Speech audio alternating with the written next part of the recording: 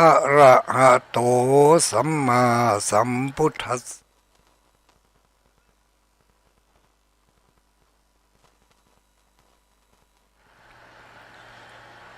นะโมตัสสะภะคะวะโตอะระหะโตสัมมาสัมพุทธัสสะนะโม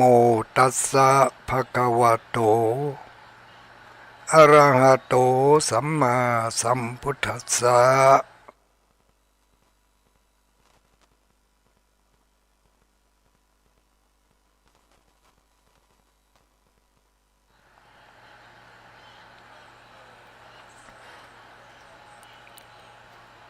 พุทธังสรณังคัจฉามิธัมมังสรณังคัจฉามิสังฆังสรณังคัจฉามิขอความนอบน้อมแด่องค์สมเด็จพระสัมมาสัมพุทธเจ้าขอน้อมอภิวาทแด่พระสัทธรรมเจ้าขอน้อมนมัสการพระอริยสงฆ์เจ้าขอถวายความเคารพมายังท่านพระคุณเจ้าท่านเจ้าคณะพระสังฆาธิการท่านครูบาอาจารย์พระสงฆ์องค์สังฆเจ้าทุกรูปทุกตนทุกองค์เจริญสุขเจริญพรสวัสดียามค่ำคืนมายังอุบาสกอุบาสิกาพุทธบริษัททุกหมู่ทุกเหล่าทุกเพศทุกวัย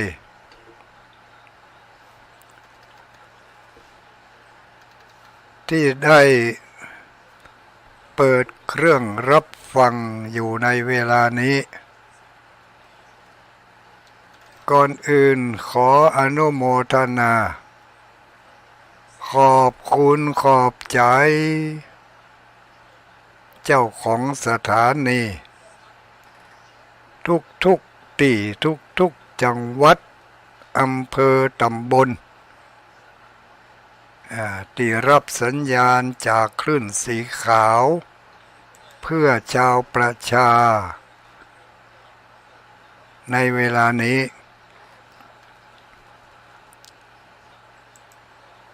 ขออนุโมทนาสาธุสถานีวิทยุดอยหมอกเรดิโอเวียงป่าเป้า103.50ทีมงานคุณโยมดารุณีขอขอบใจอนุโมทนาสถานีแม่ขจารโมเดิร์นเรดิโอทีมงานของคุณโยมทิติรัตน์พรหมมินทร์ที่ได้ถวายเวลาขออนุโมทนา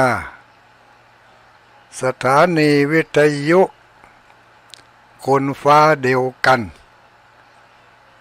คนฟ้าเดียวกันทีมงานของคุณโยมธนัทวรัญ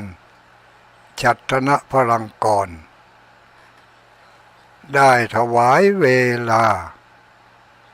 ให้พระเผยแผ่ ในค่ำคืนของวันจันทร์และก็คืนวันเสาร์อันนี้คนฟ้าเดียวกันรัศมีการส่งกระจายเสียงไปถึงหลายอำเภออยู่เนอะถ้าหากว่าญาติโยมที่ฟังอยู่ในเวลานี้ เกิดว่าสถานีที่ฟังอยู่มันดับไปจะด้วยเหตุผลกลใดก็แล้วแต่ลองหมุนคลื่นไปที่ใกล้ๆบ้านที่ใกล้ๆมือเขานี่นะสถานีหมุนไปแต่หมุนหน้าจอนี่แหละกำเดียวมันก็จะปะถ้าบอกปะสถานีนี้ก็ไปปะสถานีอื่นนะเพราะว่าสัญญาณออกอากาศนี่บางทีมันก็คัดครองเฉพาะพื้นที่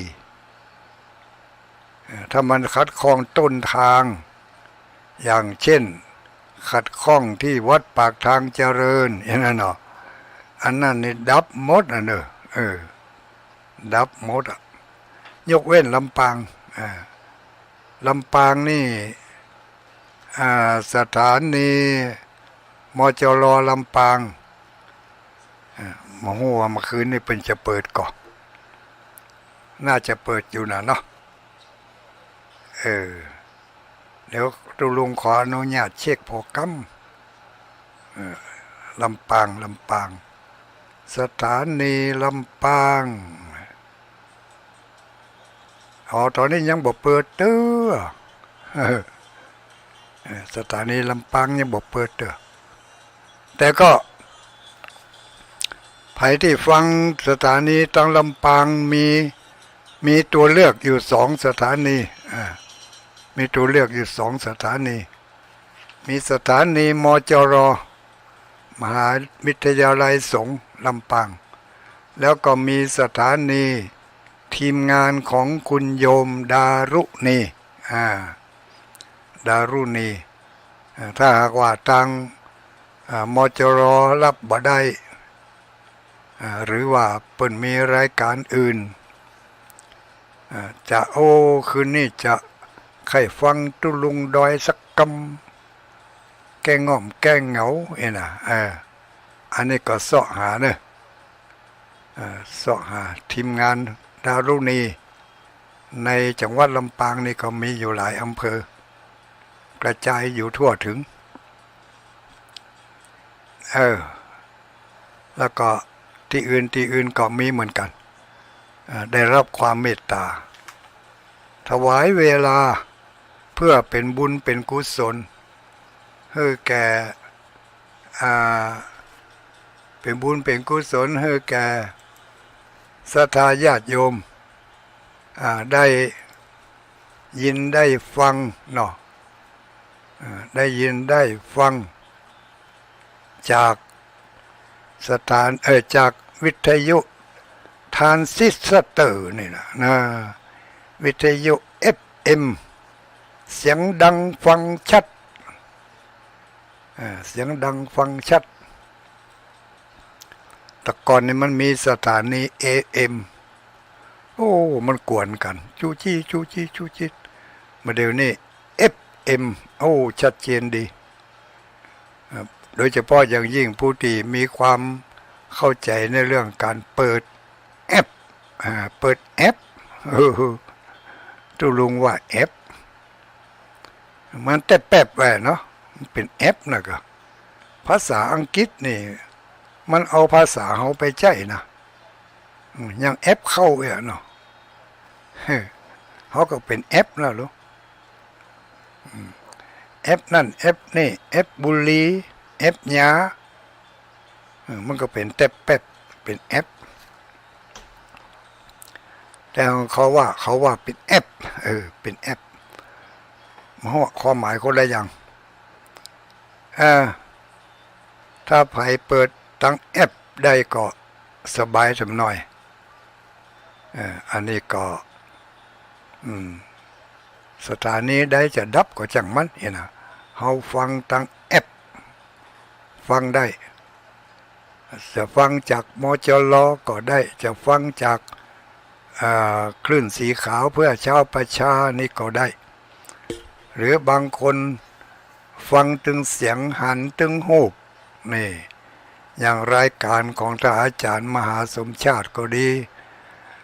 รายการไลฟ์สดของวันอาทิตย์ก็ดีรายการไลฟ์สดของเวลาบ่ายสามเนาะเวลาบ่ายสามเวลาภาคเจ้าก็มีไลฟ์สดแต่ตุลุงดอยนี่มันเป็นคนป่าคนดอยนะไล่สดบะจ่างเมื่อไล่สดบะจ่างก็เลยไล่ดิบไล่ดิบเอาไล่ดิบเอาเนาะฟังกับเสียงก็พอละรูปร่างหน้าตานี่เหมือนนานๆพอกันเฮ็ดเด้อจะได้มีเกณฑ์วัดโดยลูกเนาะบางคนพอตัวมีเกณฑ์วัดไปตัวเกณฑ์วัดในใจเขาตุลุงด้อยปีแล้วก็ยังอ้วนท้วนแข็งแรง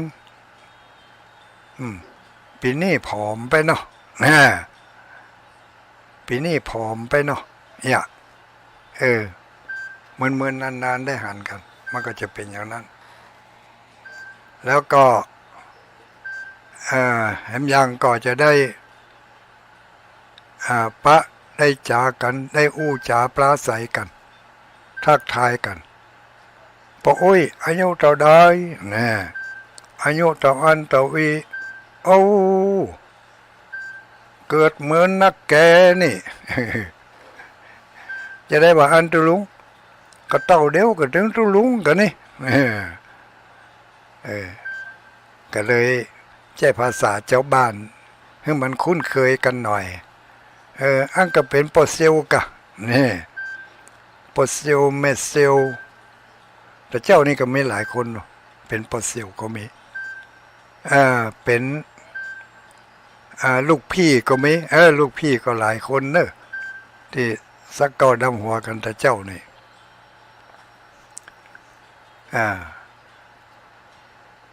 ขออนุโมทนา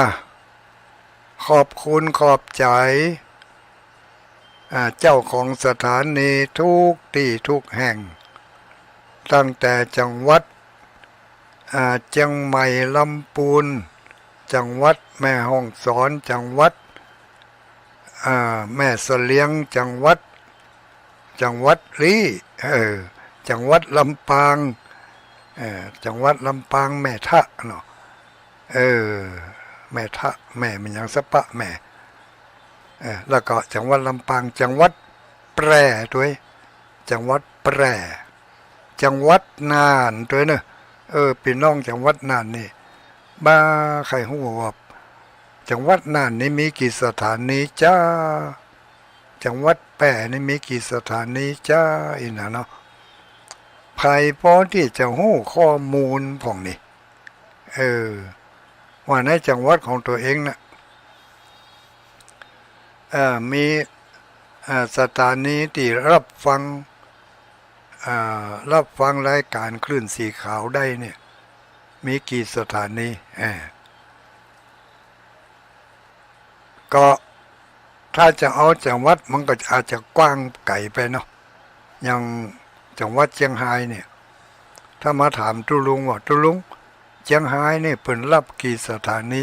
โอ้ตุลุงก็ตอบบ่ได้แหละเอาอีกก็แล้วกันในอำเภอของท่านนั่นในอำเภอของปู่อุ้ยแม่อุ้ยนะมีสถานีเพิ่นรับสัญญาณจากคลื่นสีขาวกี่สถานีเห็นเนาะกี่สถานี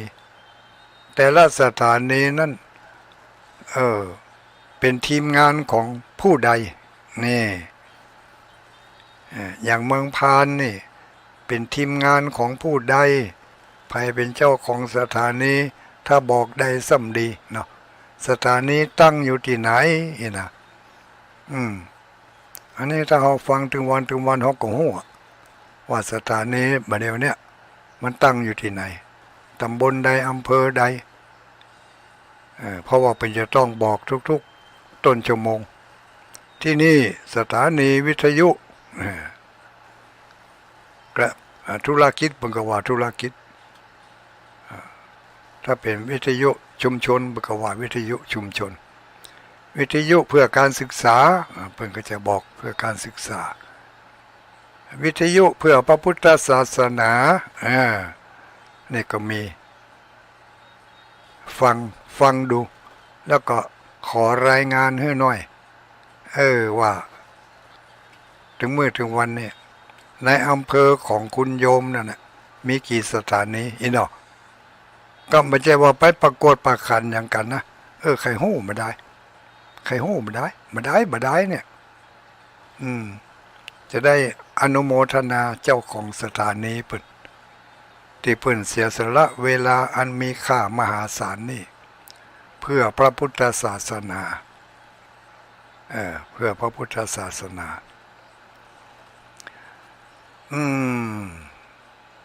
เอามาปะกันเมื่อคืนวันนี้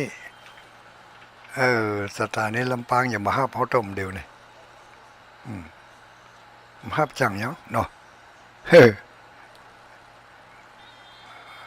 มาห้าจังยังเขาก็ไปเปิดขึ้นสีขาวบนโอกาอาจจะมาแจ้เวลาของเปิ้น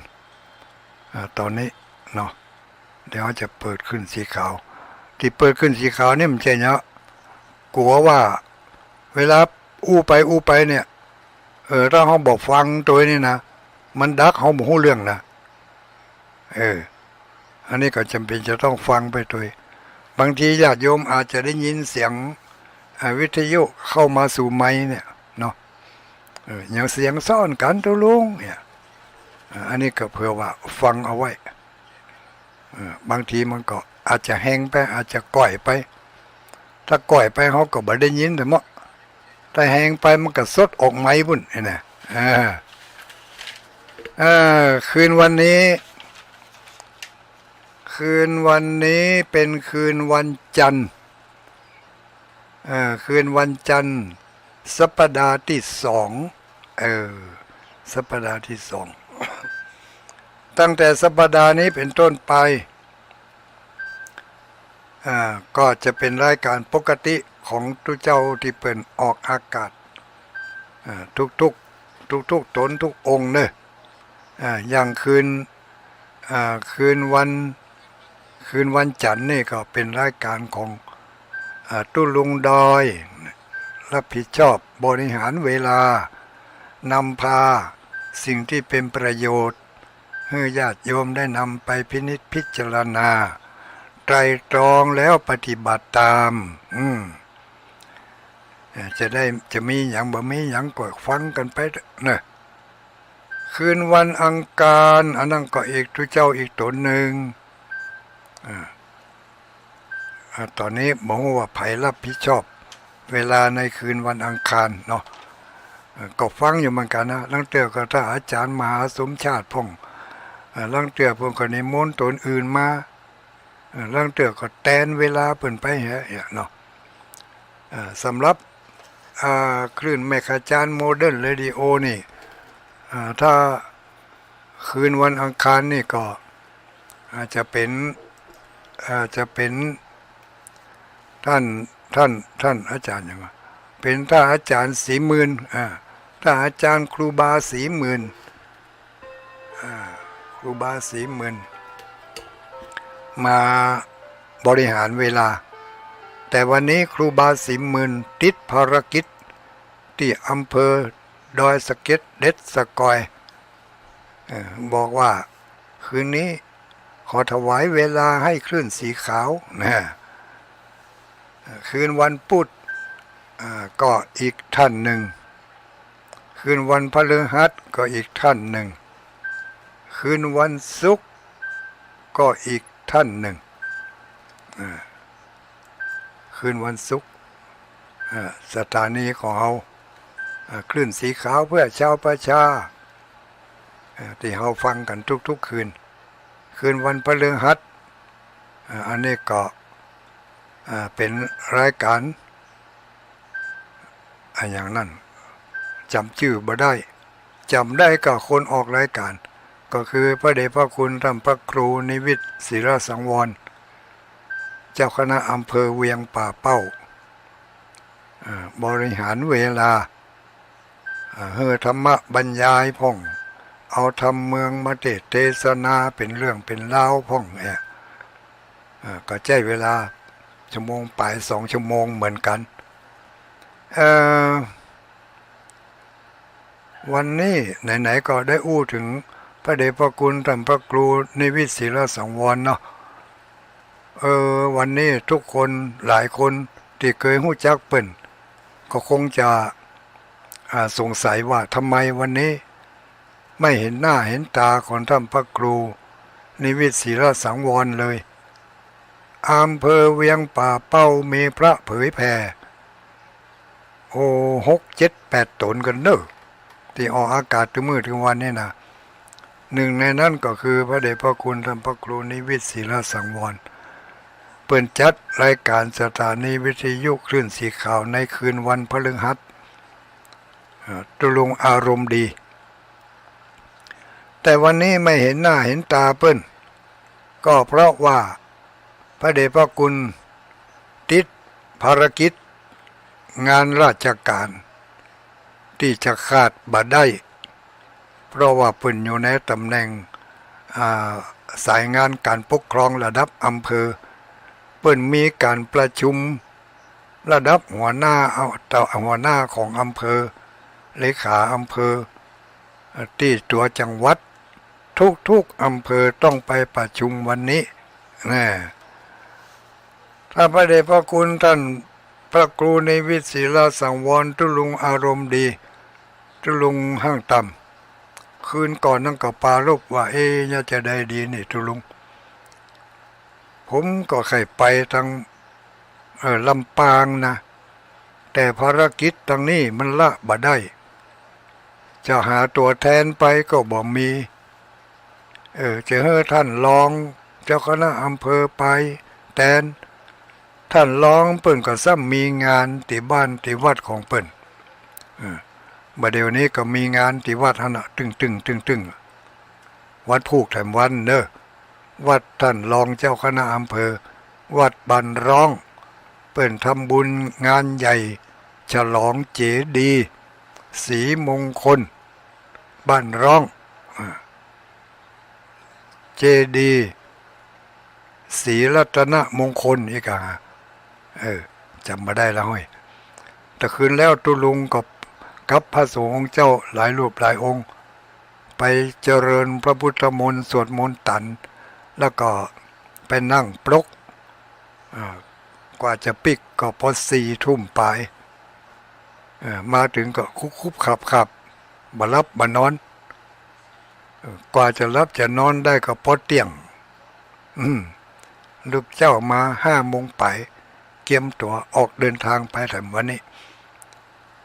ท่านพระครูนิวิตท่านพระครูวัดห้างต่ำเปิ้นเคยไปขนาดนักแต่ไปบ่ได้ติดภารกิจทางราชการก็เลยให้ตัวแทนไปขาดตุนเดียวนะอำเภอเวียงป่าเป้านี่เนาะก็ถึงงานที่ผ่านมาแต่เจ้านี่ตะกี้ท่านอาจารย์มหาสมชาติก็ได้ประกาศอนุโมทนาขอบคุณขอบใจกับทางผู้อุปถัมภ์ทั้งหลายผู้อุปถัมภ์ในที่นี้หมายถึงผู้อุปถัมภ์งานนั่นให้สำเร็จรุ่ล่วงไปด้วยดีมีทั้งฝ่ายบรรพชิตก็คือพระสงฆ์องค์เจ้าสามเณรและก็ตั้งฝ่ายคฤหัสถ์ก็คือคฤหัสถ์อุบาสกอุบาสิกาวันนี้ทุกคนทุกท่านทำงานด้วยความเต็มอกเต็มใจทำงานด้วยความปราบปลื้มปิติยินดีท่านทั้งหลายสังเกตก็ว่าวันนี้ตามประกาศของกรมอุตุนิยมวิทยาหรือว่าศูนย์รายงานอากาศนี่เพิ่นบอกว่าวันนี้จะเป็นวันที่ร้อนที่สุดที่ร้อนที่สุดนะลำปางนี่ดูเหมือนจะขึ้น40 กว่าองศานะเพิ่นคาดกันไว้แต่เจ้านี่ตุลุงเป็นนั่งในพิธีนั่นยกโทรศัพท์ออกมาพอ ญาติโยมทั้งหลายมันก็ห้อนเหมือนกันแต่ว่าห้อนแบบบ่ห้อนนะมันห้อนแบบบ่ห้อนนะบ่ได้ใจพัดลมบ่ได้ใจวีบ่ได้ใจพัดอันอย่างเป็นนักเป็นนาอาจจะใจเป็นบางจุดนั่นทุลุงบหันแต่ที่ทุลุงหันนั่นคือบ่ได้ใจอยู่ปื้นก็ไม่ลุ่มรื่นเหลือเกินปื้นก็ไม่ปลาประดูลายอู้ถึงปลาประดูลายนี่คือถึงเรื่องหนึ่งในหนังสือสายทานที่เปลี่ยนทางวันหน้าจะเล่าให้ฟังถ้าลืมไปกันแล้วนะเนาะไม่สิเล่าเก้ากำญาติโยมทั้งหลายไม่เบญจพรรณกำลังออกใบออกหน่อออกยอดลมพัดมาก็เย็นจกโทรศัพท์มาพอสภาพอากาศของไผ่ตัวได้โมดของทุลุงมี35 องศา35ถ้ามาทางนอกคำน้อยก็38นี่35กับ38องศาเซลเซียสนี่ถ้าจะว่าห้อนก็ห้อนอยู่ยังมาเดียวนี่ที่ทุลุงนั่งอยู่ในห้องเนี่ย35องศานะพ่อจะได้พ่อบอกทุลุงมีนาฬิกาอยู่เรือนหนึ่งนาฬิกาเรือนนี่มันบอกเลขชั่วโมงบอกเลขนาทีมาเดี๋ยวนี้20 โมงกับ31 นาทีมันบอกเลขเดือนก็คือเดือน4มันบอกเลขวันที่ก็คือวันที่8นะมันบอกวันนี้ก็คือวันจันทร์วันMON วันจันทร์เนาะแล้วก็มันบอกทางขวาสุดนี่35 35ตุลุงเปิดพัดลมไกลๆนะตุลุงเปิดพัดลมติดฝาทั้งใต้บุห่างจากตัวตุลุงไปประมาณสัก3 เมตรแล้วก็มีพัดลมดูดอากาศนี่แหน้อยทางบนนี่ก็ยัง35อยู่35องศานี่ถ้าเป็นกลางแจ้งก็ห้อนนักแกนะมาเดี๋ยวนี้มานั่งอยู่เนี่ยห้อนหุบนี่ดีใจที่ได้มานั่งปุ๊บปะกับศรัทธาญาติโยมห้อนจังมันบ่ห้อนจังมันนี่นะห้อนก็เรื่องของห้อนเขาว่าไปก็เรื่องของเขาเนาะศรัทธาญาติโยมทั้งหลาย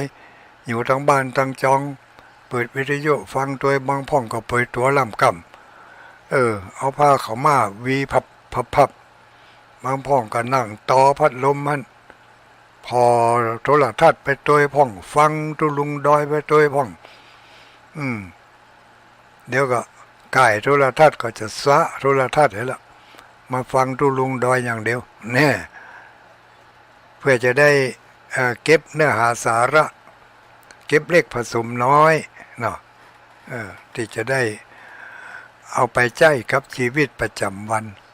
เอาไปเตือนสติเพื่อจะให้ระลึกได้บางทีเขาอาจจะมีการสลังพังพลาดไปโดยวิธีการใดวิธีการหนึ่งพอได้ยินทุลุงว่าแล้วแม่นแต่รู้นี่ต่อไปจะต้องย่างละต่อไปจะต้องขึ้นใจไว้ละอย่างเงี้ยไม่ใช่เอานักเอาหนาอย่างญาติโยมทั้งหลายทุลุงนี่ถ้ามาตั้งกระทู้เป็นหัวข้อนี่ไปมันหลอดเนอะ2 ชั่วโมงนั้นมันไปปอวะนี่เมื่อตะเลิดเปิดเปิงไปเขาคิดเขาข่อยกะ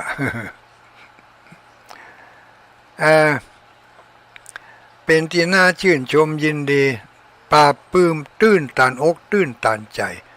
แทนพระเดชพระคุณท่านพระมหานพดลสุวรรณเมธีเจ้านี่ ถ้าเป็นละอ่อนน้อยนี่น้ำตาปะลิเขาเนอะเต้าญาติโยมมากันทั่วสารทิศบางคนไม่ใช่ได้เจิญมาก็มานี่บางคนได้เจิญแล้วว่าจะมาฮับปากเป็นดีเป็นดักถึงเวลาวันนี้มาบ่ได้ไปสักคำติดประชุมพ่องหมอนัดพ่องเจ็บหัวเข่าแข้งขาพ่องบ่มีไผไปส่งพ่องโอ้ปัญหามีสะปะสะปื้นแต่แล้วในงานคือในงานวันนี้โอ้มีศรัทธาญาติโยมไปสมน้ำสมเนื้อสมกับสถานที่อันกว้างใหญ่ไพศาลอันลุ่มรื่นไปโดยต้นไม้ไทรหญ้าบางคนบ่ใครไปกลัวฮ้อนที่จริงนี่ถ้าไปหั่นนี่มันบ่ใจฮ้อนตุลุงก็เลยบอกไปแล้วไปหั่นบ่ฮ้อนนะก็บ่ฮ้อนแท้ๆจะไม่จะหันไผเหงื่อไหลใครย่อยนี่บ่ใครมีแต่ก็มีผ้าเย็นเหมือนกันอันนั้นเจ็ดเอาเจิงมันผ้าเย็นเหมือนกันแต่เจ้านี่ก็ไปกันจากนักจัดนักจัดหลายเนอะ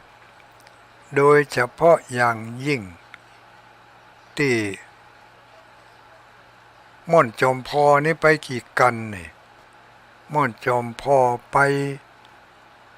2 ตู้ก็ว่า3 ตู้แล้วก็ตั้งแม่ขจารย์ทั้งแม่ขจารย์แม่ขจารย์แม่จิรพันธ์โมปออันนี้จัดไป2 ตู้นะ2 ตู้แล้วก็มีแม่โยมตุลแม่โยมตุลมั่นสันโยมตุลวงศาก็เนาะถ้าพิษก็ขอสุมาเนอะไม่โยมตุน อันนั้นก็เอาไปกันหนึ่งรวมแล้วแต่เจ้านี่ออกจากเวียงป่าเป้าไป5 กันเด้อ5 กันก็นะเอาไปร่วมไปเปาะไปหอมเปิ่นพี่น้องญาติโยมตั้งหลายดอยวันตกหลายดอยวันตกตั้งเมืองฝางแม่อายแชประการอันนั้นเปิ่นไปกันกี่การโมโหเนอกี่การไม่ออกรายงานมาแล้วตั้งที่ไปหลงเจ้าไง โซเฟอร์ถ้าจะฟังสิริ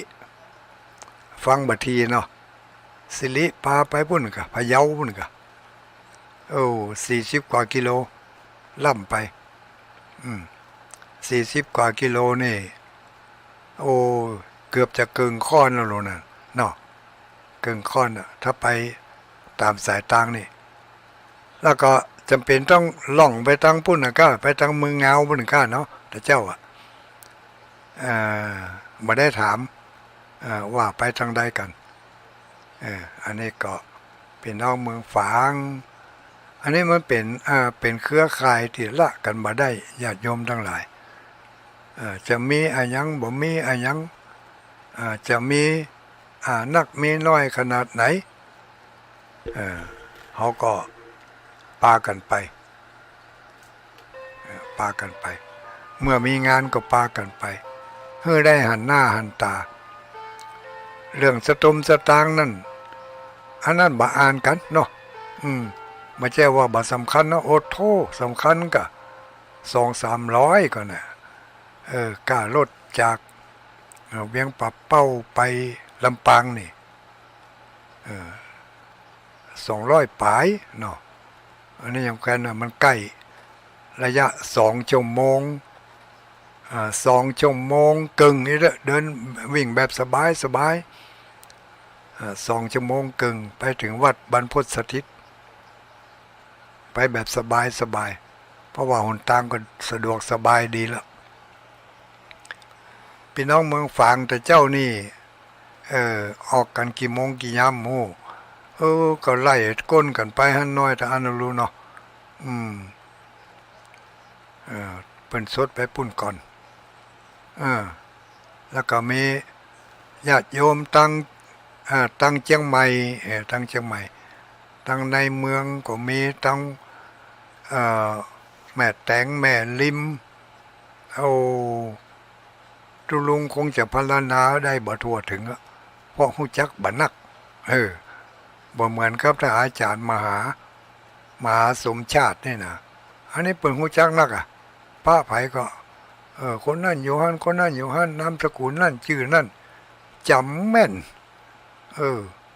ตุลุงนี่ก็บ่แม่นสักเท่าใดบ่แม่นสักเท่าใดเพราะจะจำได้อยู่พ่องหมอกบ่ลืมกันนี่นะแต่ถ้าเจอหันหน้าแล้วตักทันทีนี่บ้านักแกพ่องก็ตามสภาพเนาะเรือนลางๆไปพ่องในนามของเครือข่ายคลื่นสีขาวเนี่ยขออนุโมทนากับศรัทธาญาติโยมบางคนก็มีน้ำจิตน้ำใจเอื้อเฟื้อเผื่อแผ่โดยตั้งอกตั้งใจเอาอาหารการกินไปรวมให้รวมหอมมีข้าวน้ำโภชนะอาหารของกินดีๆลำๆทั้งนั้นขึ้นไปบนโต๊ะท่าเจ้านี่ไปบนโต๊ะที่ถวายทุกเจ้าจนเอาวางพอบ่เสี่ยงหมูจะเอาไปวางที่ไหนญาติโยมก็เอามาให้อยู่ติ๊กสหาที่วางก็บ่มีแล้วตำราเอามาใส่กำเสตักไว้กำเสตักไว้ตักกินไปตัวฉันไปตัวเนาะอันนั้นก็กำไว้หั่นจะบ่เอาเนอะก็เอามาให้กับข้าวกับปลาท่าเจ้านี่ก็อร่อยที่วัดม่อนจมพอแต่เจ้านี่แต่เจ้านี่ไปขายมาอย่างนะไปขายมีกรอบขายมีกรอบนี่เขาว่าล้ำไม่รู้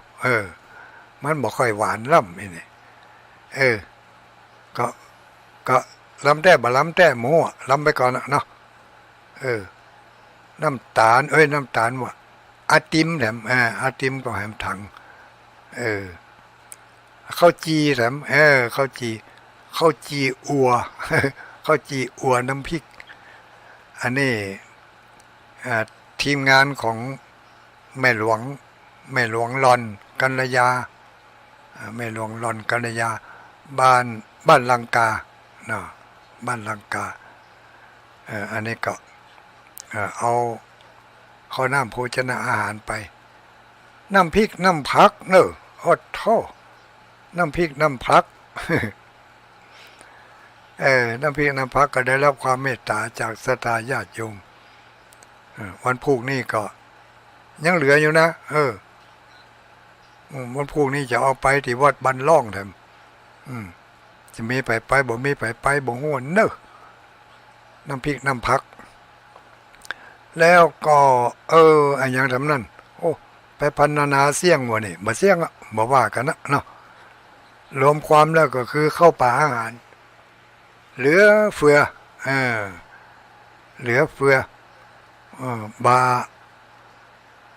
บาถึงกับวิทย์บาถึงกับเหลือเนาะบาถึงกับวิทย์บาถึงกับเหลือขนาดจับพอดีบางคนที่เพิ่นบ่ได้กินก็คือเพิ่นบ่อยากกิน บางคนนี่หิวยังไปเอาขี้จิต้องหักนวลสงวนต้องไว้บางคนเนี่ยบ่กล้าไปกินอาหารต่างแดนเพราะว่ากลัวว่าต้องมันจะบ่รองรับกลัวพิษสำแรงไม่เป็นไรนะแต่เจ้านี่ก็มีอาหารเยอะแยะไปหมดศรัทธาญาติโยมก็ไปกันนักกันหลายพรรณนาแล้วบ่สุดบ่เสี่ยงรวมความก็คืออนุโมทนาขอบคุณแทนท่านอาจารย์มหานุปดลที่ได้มีศรัทธาญาติโยมอุปถัมภ์อุปถากงานนี้จนสำเร็จรุ่งไปตั้งแต่ก่อนจัดงาน เจ้าหน้าที่พระสงฆ์องค์เนนอุบาสกอุบาสิกาจัดเตรียมสถานที่รองรับศรัทธาญาติโยมไปกันมากหลายโอ้บ่ได้ถึงจังฟ้อนนี่น้อยใจแน่นะแต่เจ้านี่ก็มีจังฟ้อนไปฟ้อนไปลำเพื่อถวายเป็นอาจาริยบูชาถวายเป็นอาจาริยบูชาบูชาคุณของอาจารย์พระมหานพดลที่เพิ่นมีบุญมีคุณต่ออุบาสกอุบาสิกาเวลามีการมีงานก็มีฟ้อนมีดนตรีมีอย่างมีอันใดก็เอาอันนั้นไปจัดถ้าบ่เหลือบากว่าแห้งจริงๆแล้วเพิ่นจะอนุญาตแต่ถ้าเหลือบากว่าแห้งแล้วมันจะล่ำแบกไปแล้วเพิ่นก็ต้องปรามไว้อันนั้นบ่เอาเนอะอันนี้บ่เอาเนอะเอาหมอกอันเปาะเอาหมอกอีเปาะนี่คนเฮานี่บางทีนี่เฮาเอาความรู้สึกของเฮาไปจับกับความรู้สึกของพระสงฆ์องค์สังฆเจ้าที่อยู่ในวัดในวาจะจัดทำบุญทำทานอย่างแต่ละทีบางทีก็ต้องเอาอึกขลึกคึกโคมใหญ่โต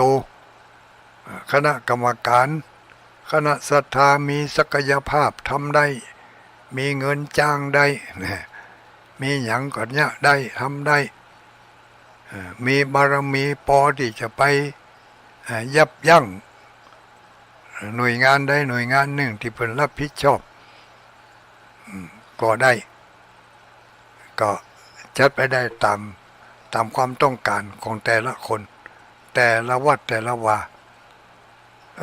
ถ้าไปถามความรู้สึกของทุกเจ้านี่บ่ฮู้ว่าจะมีสักกี่เปอร์เซ็นต์ที่จะหันดีหันชอบตัว100%น่ะคงมีบักกี่ตนกี่องค์เนาะที่จะหันดีแต่ที่ถึงบ่หันดีบ่หันชอบบ่อยากจะเนี่ยบ่อยากจะทำแต่ก็คัดศรัทธาบ่ได้คัดความตั้งใจของคณะกรรมการไม่ได้ถ้าคัดแล้วมีเรื่อง คัดแล้วมีเรื่องเพราะว่าคัดนี่มันไม่ใช่ว่าไม่ใช่คัดถ้วยคัดจ้อนหรูเนาะมันคัดอกคัดใจนี่คัดความรู้สึกก็เพิ่นจะเอาเพิ่นจะเนี่ยเพิ่นจะจ้างเพิ่นมีเงินเนาะแปลงตึงเตื้องาน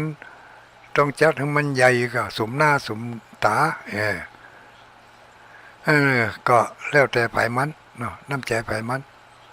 จะไปคัดทุกเจ้าเฮาอยู่ได้ก็อยู่ก่อนไป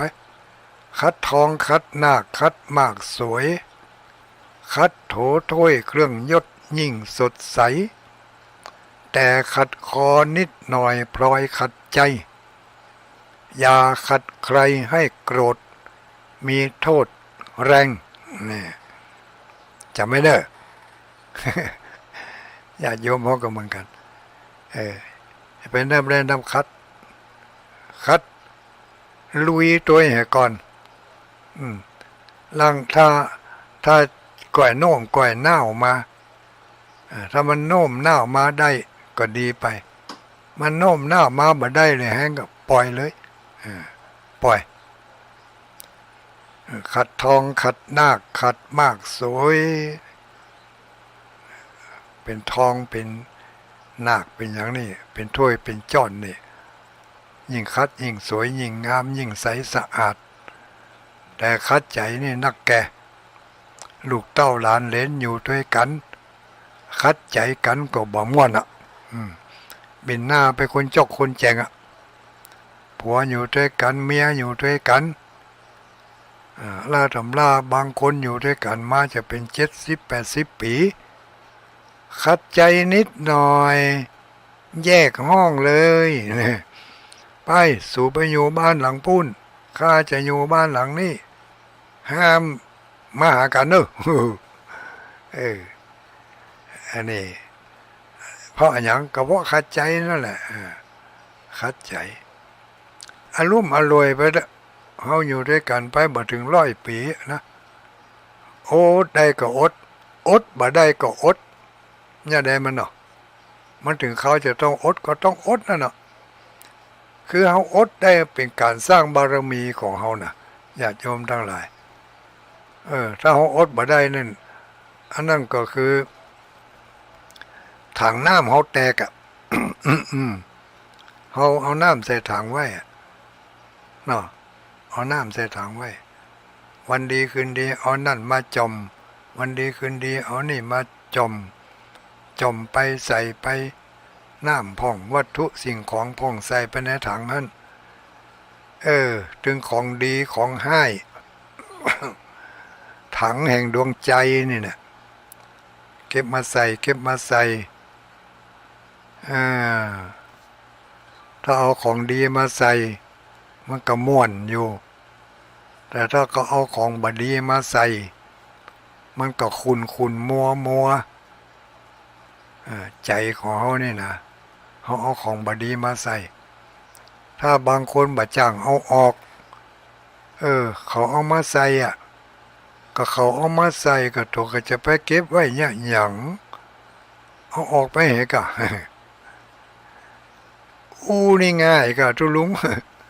เอาออกนี่นะอู้นี่จัดง่ายแต่ตอนที่จะเอาออกแท้ๆนี่ก็มันบ่ง่ายอย่างที่อู้เนอะ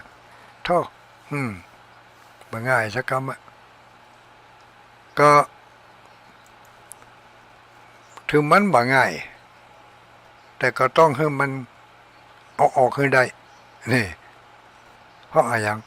เขาจะสร้างบารมีสร้างบารมีสร้างความอดสร้างความทนสร้างความเอื้อเฟื้อเผื่อแผ่สร้างความหันดีหันชอบสร้างอะไรอย่างสร้างใจของเขาที่มันสกปรกมันติดฝุ่นติดขี้เปอะมาเมินพอดีมีขี้เปอะขวางเข้ามาแถมมันก็ไปติดแถมมันแปะมันไปป้าหมู่เดียวกันนะที่อยู่ในใจนี่แล้วอย่างกับคนที่ชอบอิจฉาริษยาพวกนี้นะพอไปได้ป้าหมู่เดียวกันแล้วอิจฉาริษยาอธิบายออกมาเป็นอย่างป้าเท่ามันชอบอกชอบใจนี่มันไม่เราเดียวกัน แต่ถ้ายังคนเฒ่าคนแก่คนหนุ่มคนกำสมาชิกของคลื่นสีขาวเฮานี่มันไปแหมอย่างลูกถ้าได้ยินเปิ่นอู้กันในทางที่บ่ดีหันท่าว่าตัวเองจะป้องกันใจบ่อยู่ละก็ลบแล้วลูกลบจะบ่ฟังตัวบ่สนทนาตัวจะบ่เอาไปต่อยอดตัวนี่ตัดบทตึกหันสุเขามีอย่างก็ว่ากันไปเถอะเนอะข้าบ่ฟังตัวละมันก็บ่ได้ไปอยู่ในจิตในใจของเฮาบ่ต้องไปเอาไปขว้างมาลุ้นป้องกันไว้ก่อนอันเนี้ยนักปฏิบัติหรือว่าครูบาอาจารย์ที่เพิ่นแนะนำบอกกล่าวของเฮาเนี่ยทั้งหลายเนี่ยเพิ่นบอกว่าให้มีสติ มีสติเหมือนกับมีหัวเหมือนกับมีประตูบ้านมีโจรมีผู้ร้ายมีสิ่งที่บดีจะเข้ามาฮู้ว่ามันบดีแล้วบอกก็ปิดประตูบ้านเฮียปิดประตูหูปิดประตูตาปิดประตูจมูกปิดประตูอะไรปิดประตูลิ้นนี่ทำหน้าที่2 อย่าง1ทำหน้าที่ลิ้มรสหู้จักรสชาติอร่อยก็ไม่อร่อยเผ็ดหวานมันเค็มอาศัยลิ้นทำหน้าที่อันที่2ก็คือกระดกกระดักอย่างประเดี๋ยวนี้ที่ทั้งหลายได้ยินทุลุงเป็นถ้อยเป็นกำนี่ก็เพราะลิ้น ลิ้นกับช่องปากมัน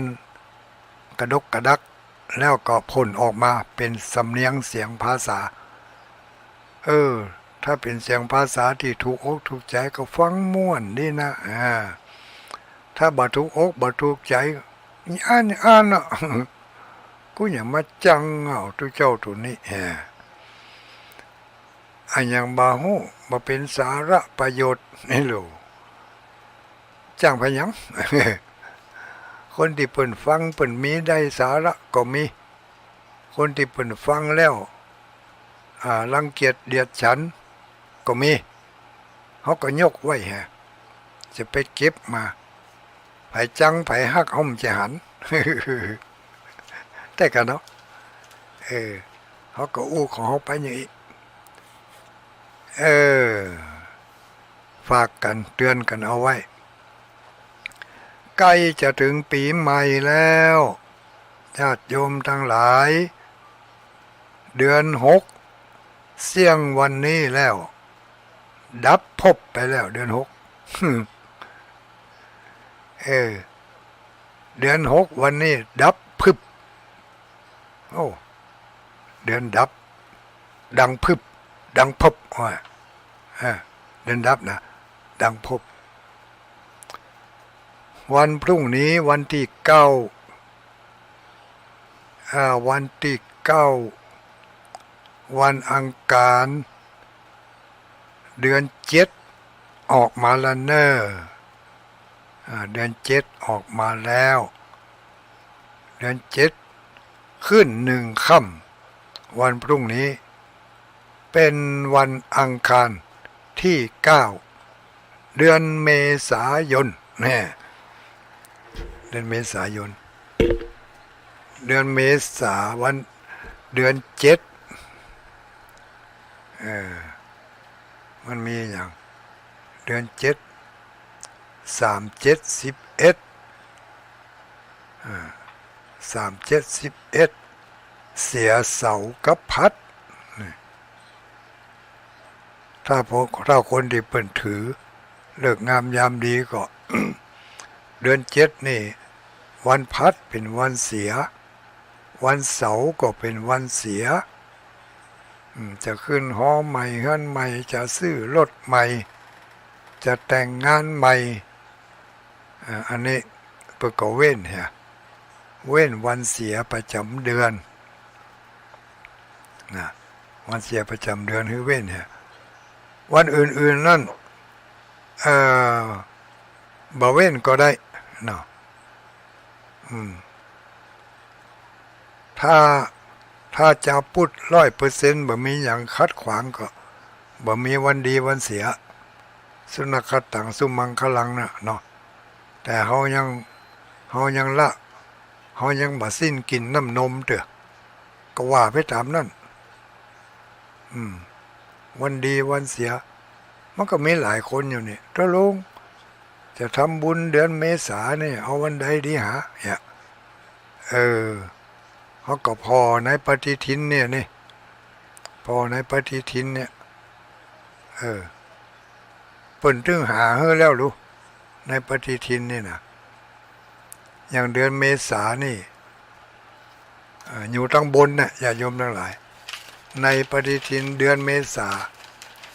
ษาอยู่ตั้งบนบรรทัดแรกทำบรรทัดแรกบนปุ่นนะทางขวามือที่บนวันศุกร์น่ะบนขึ้นไปแถมที่มีบรรทัดที่ว่าทำมงคลดีมากเนี่ยอันนี้ก็คือเป็นกำหนดวันที่มาเลยวันที่3วันที่7วันที่9วันที่16 17 19 21 22 26 28 30นี่อันนี้เป็นวันที่ทำการมงคลได้เลยในเดือนเมษานี่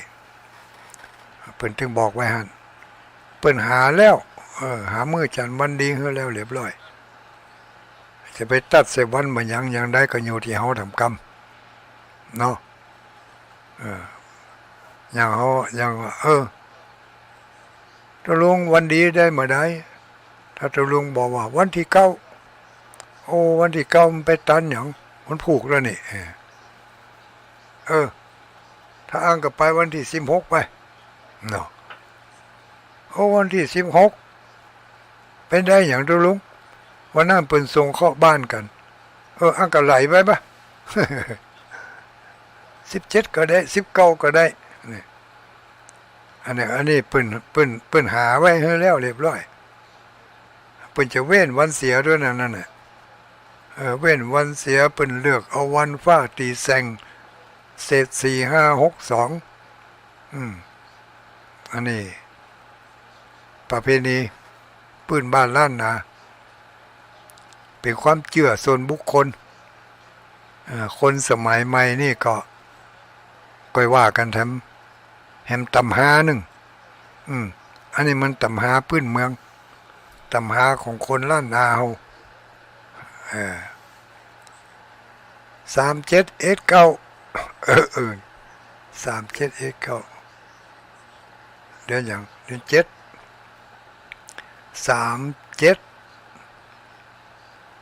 อย่าง3719นั่นมันแหมเรื่องนู้นน่ะเนาะเดือน7เนี่ยวันเสียวันเสียก็คือวันพฤหัสกับวันเสาร์ทำการมงคลใดๆ